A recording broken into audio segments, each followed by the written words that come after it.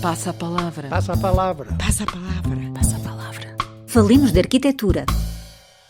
A opção pela arquitetura não foi imediata para Harry Wolff, a quem parecia estar traçado um futuro na engenharia têxtil, pois, num momento de alguma indeterminação vocacional, assim daria continuidade a um legado familiar.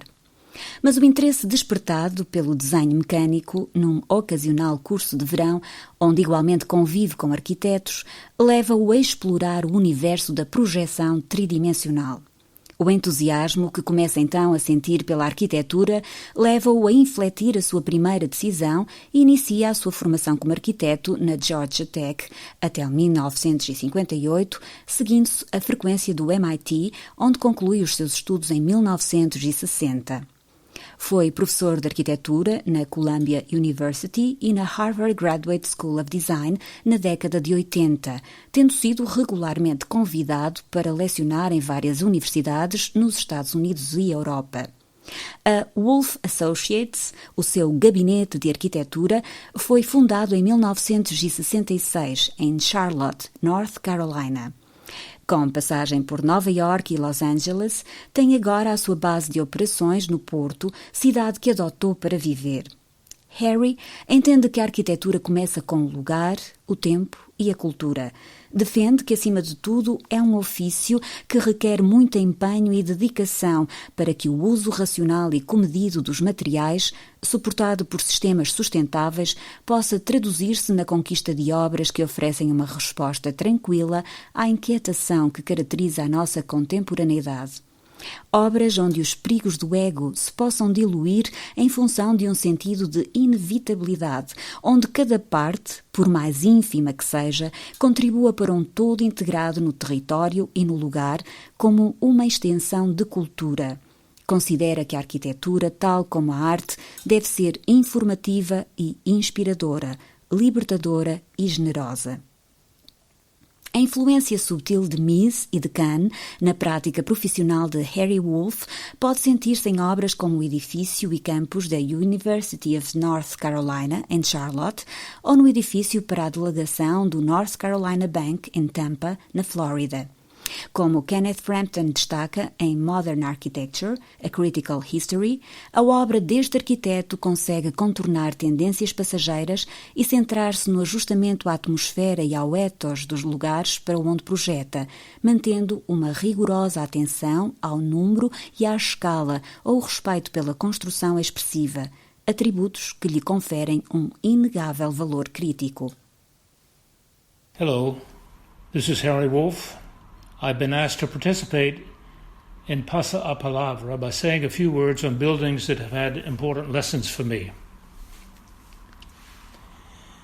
I begin with Mies van der Rohe's brick country house, which has long been a touchstone of mine. As a drawing, it is a beautiful abstract composition. Moreover, an astonishing example of the idea of a dynamic conception, indeed an explosion of space. Importantly for me, it is also a powerful illustration of integrating building and site. Today, when most houses seem to be mere boxes scattered on the land, here is an exhibition of a conception from 1923, literally anchoring, indeed uniting building and land, and of utilizing the wall as a device to lead the eye to the beauty of nature. It is a drawing capturing the powerful gesture of implantation of structure and place, not seen since Wright's Roby House design 15 years earlier. Looking at his later drawings, indeed at the last, that is 45 years later, the Neue National Gallery of Berlin, one finds here again the wall situates the building in the city as it establishes its own precinct. The wall is illustrated as a foil for nature. It is draped with ivy and foregrounded with sinuous trees, building and nature integrated profoundly, and the wall turns, shifting the view just as it did in his Barcelona pavilion of 1929, which I want to mention next. The Barcelona pavilion has always seemed to me as if it sprung fully formed, Minerva-like, from the brow of Mies, as indeed have many of its conceptions. The steel and leather chair of the same name and as many other chair designs were always intimidating to me. I could not conceive of there being any other way in their absolute rightness. Few of us inherited such a godlike brow, or at least so I thought.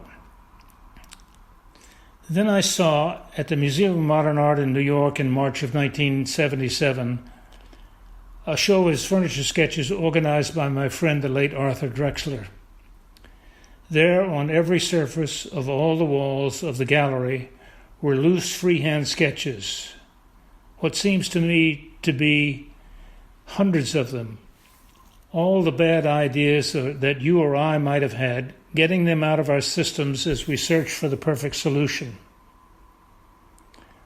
I had thought he was a god, but at that moment I knew he was a mere mortal like us all, and therefore there was hope for us other mortals.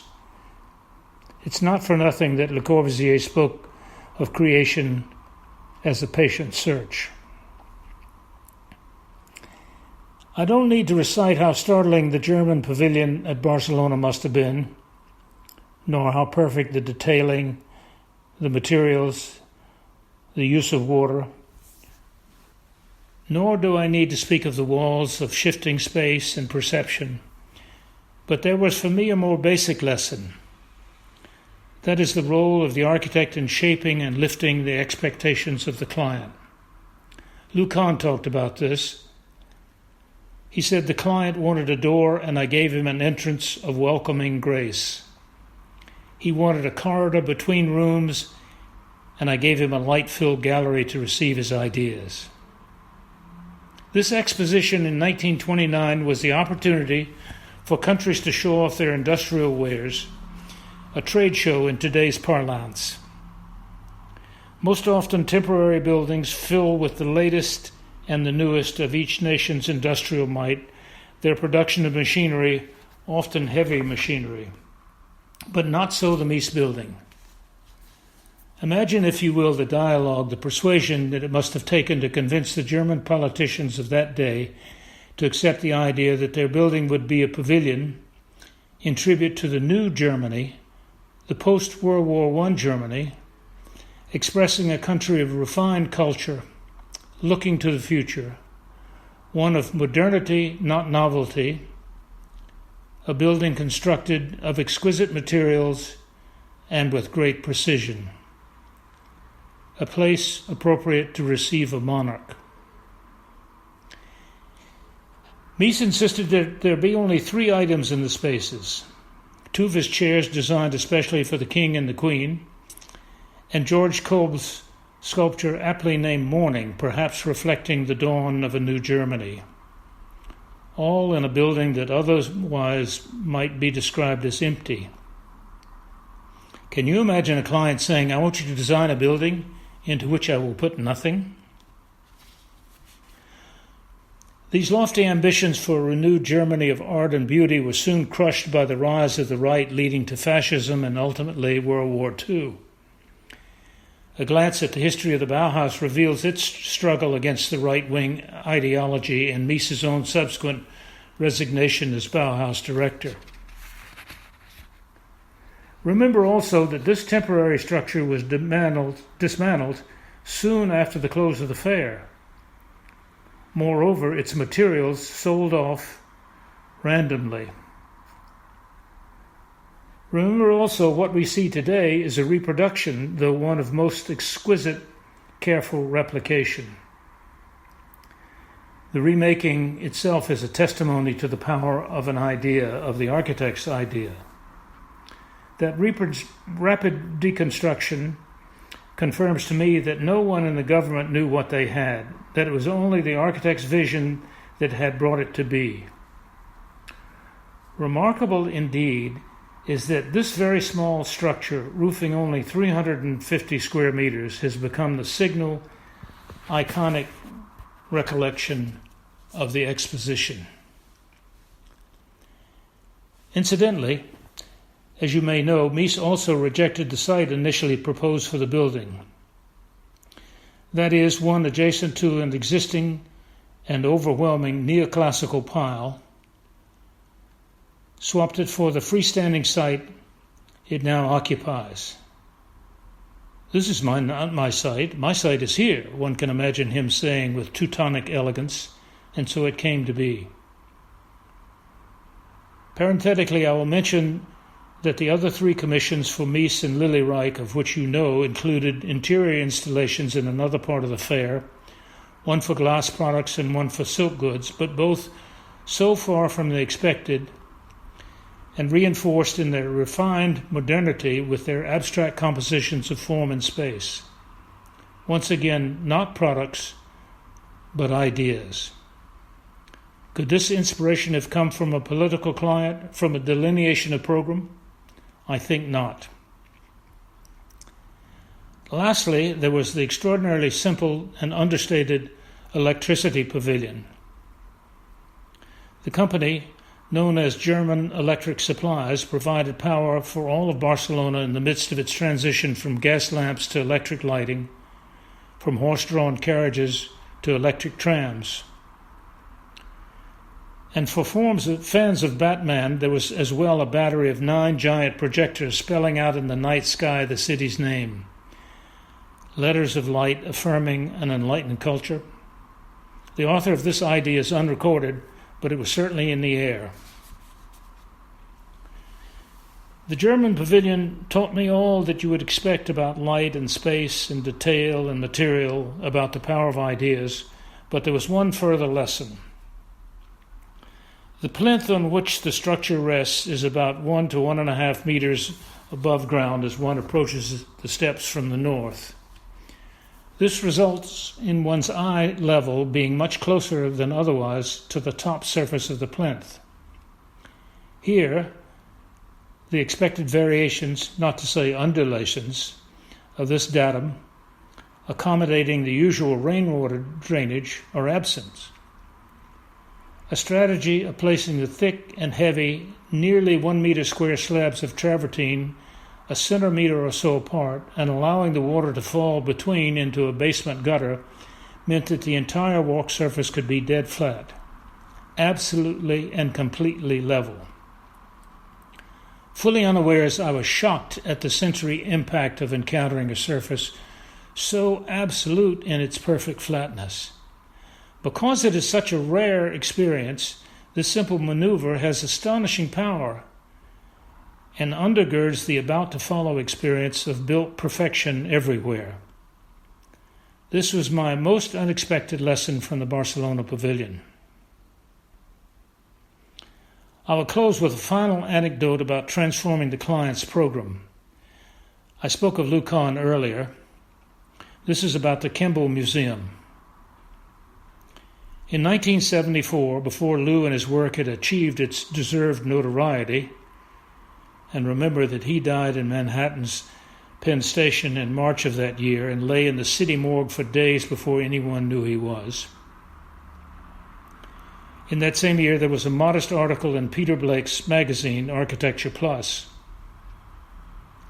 Can you imagine he waited a full 2 years after completion to bring to publication? While less than elaborately photographed, my interest was sufficiently piqued so that on a subsequent trip to a project in Oklahoma, I arranged an extended layover of my flight connection at the then new Dallas-Fort Worth Airport, itself architecturally acclaimed.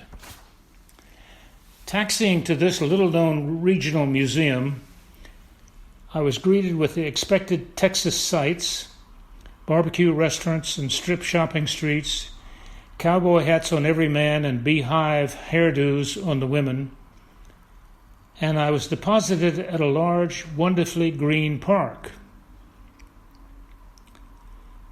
I won't describe here my wonder at the approach and the carefully modulated entrance sequence, which you all by now know well, but I was truly overwhelmed with the silvery quality of light that suffused the spaces. Immediately I wanted to see it all. and with great good luck I was introduced to Rick Brown, the Kimball director who had been Lou's client. Like a proud father, he graciously showed me the place in its entirety, front of house to back. The tour concluded with his own office and that of the full support staff, and I said to him, as expected, the public spaces were marvelous, but I was equally impressed at the order and clarity that extended even to the staff quarters and to the offices. It was then that he shared with me his personal story revealing con and program transformation and client. Brown told me how he had personally devoted days and nights, hours and hours, perfecting the ideal plan from which he and his people would run his new place. With great pride, he presented it to Lou on the architect's next visit. He recited to me how Lou studied it in silence and with considerable care. And eager for the expected accolade, Brown said, "Tell me what you think." And Con said, "Rick, I'm sure it will work just as you wish, but I wouldn't want to live here." Brown concluded to me, "That's the last time I tried to be my own architect, and Lou turned it into what you see today."